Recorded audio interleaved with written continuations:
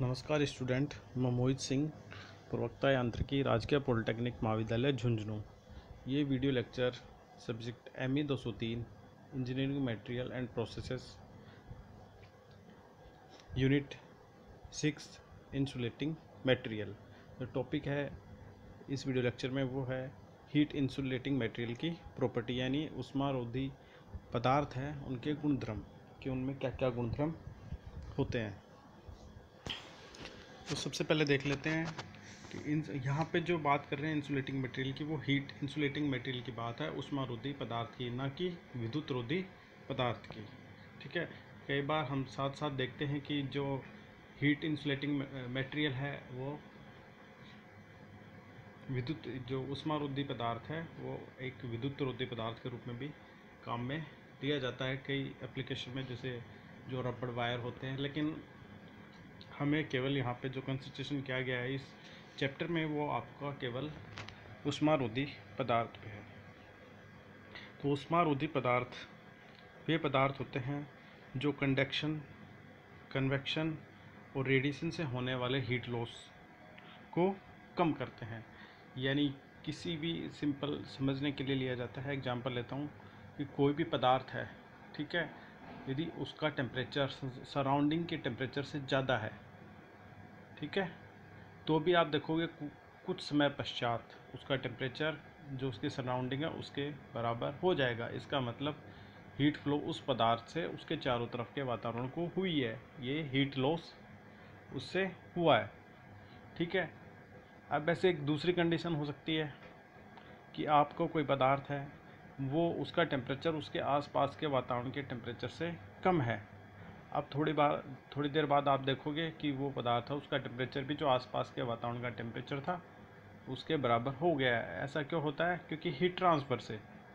ठीक है, यदि सराउंडिंग का टेम्परेचर ज़्यादा है और बॉडी का टेम्परेचर कम है, तो जो सराउंडिंग से हीट है जो हाई टेम्परेचर पे है, वो जो बॉडी का टेम्परेचर लो टेम्परेचर है उसकी तरफ फ्लो होती है, हीट ट्रांसफ़र है।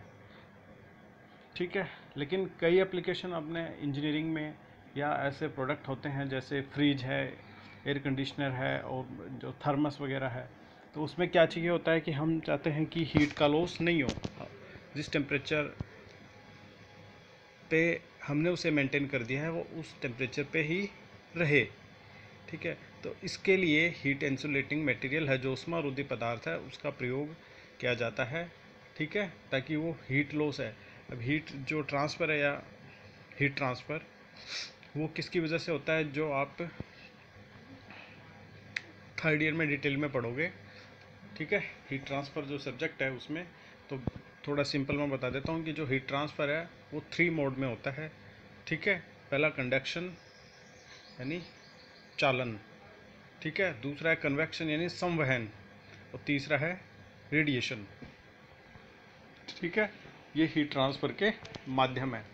ठीक है, जो डिटेल में आप थर्ड ईयर में पढ़ोगे। ठीक है, तो जो इंसुलेटिंग मटेरियल उनका पर्पज़ क्या है? हीट ट्रांसफ़र को रोकना। और हीट ट्रांसफ़र भी दो तरीके से रोकना होता है, कई बार हीट लॉस को और कई बार हीट को बाहर जाने से।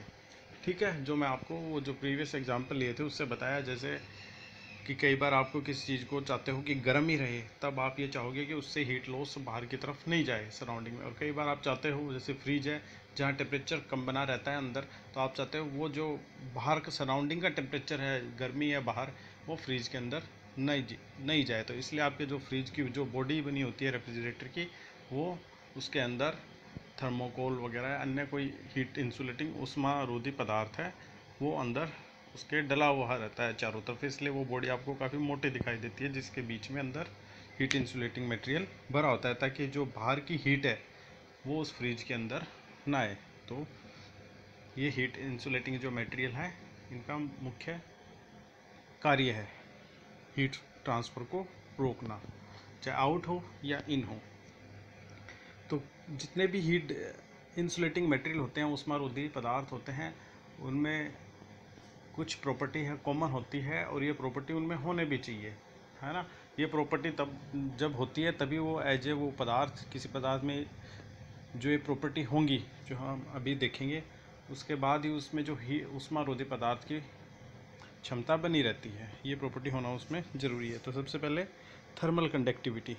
तो थर्मल कंडक्टिविटी है ऊष्मा या उसमें चालकता किसी भी हीट इंसुलेटिंग मटेरियल की क्या होनी चाहिए, कम होनी चाहिए, बहुत कम होनी चाहिए। ठीक है, तभी वो एक अच्छा हीट इंसुलेटिंग मटेरियल कहलाता है।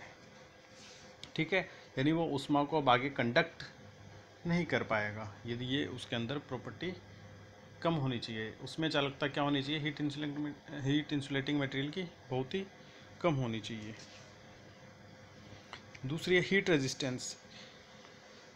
जो ऊष्मा प्रतिरोध है वो भी ऊष्मारोधी पदार्थ का बहुत ज़्यादा होना चाहिए।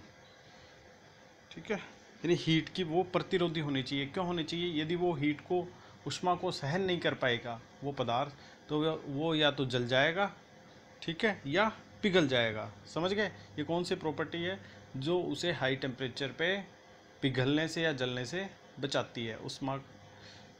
ऊष्मा प्रतिरोधी जो गुण है ये उसमें होना चाहिए। तीसरी है एयर परमिएबिलिटी या वायु पारगम्यता, यानी हीट इंसुलेटिंग। ये वो प्रॉपर्टी है जो हमें बताती है कि जो हीट इंसुलेटिंग मटेरियल अच्छा ऊष्मारोधी पदार्थ है उसमें ये प्रॉपर्टी है पारगम्यता की, एयर पारगम्यता की, वो होनी चाहिए। ठीक है, जिससे कि उसके आर पार हवा जा सके। ठीक है, मोस्टली जो कपड़े वगैरह होते हैं, क्लोथिंग, इनमें ये प्रॉपर्टी होती है क्योंकि वो फाइबर से बना होता है, तो स्मॉल छोटे छोटे छिद्र रह जाते हैं जिससे कि एयर उससे पास हो सकती है, पारगम्य हो सकती है। ठीक है,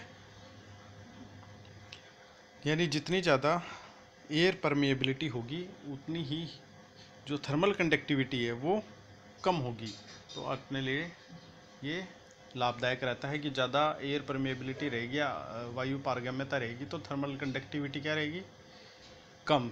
और अपने को थर्मल कंडक्टिविटी भी क्या चाहिए, हीट इंसुलेटिंग मटेरियल में कम चाहिए।